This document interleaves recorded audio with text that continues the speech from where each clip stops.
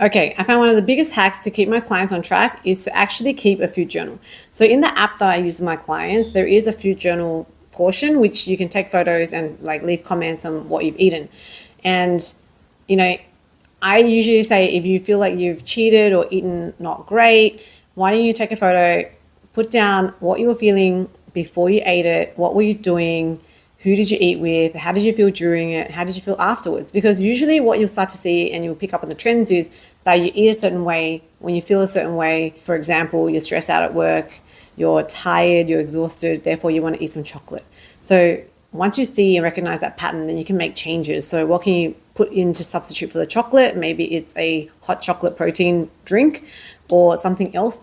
Again, by all means, have the chocolate. I don't really mind. If it fits your macros, it doesn't really matter.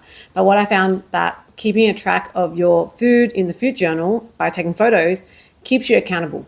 So it keeps you accountable, gives you an ability to reflect on why you're eating certain things and when do you eat that and how do you feel before and after that. And that's really important information. And this is the biggest hack I've seen from my clients. So I've had this section of the app available the whole time I've had the app, but we never really use it because to me, it doesn't translate to real data.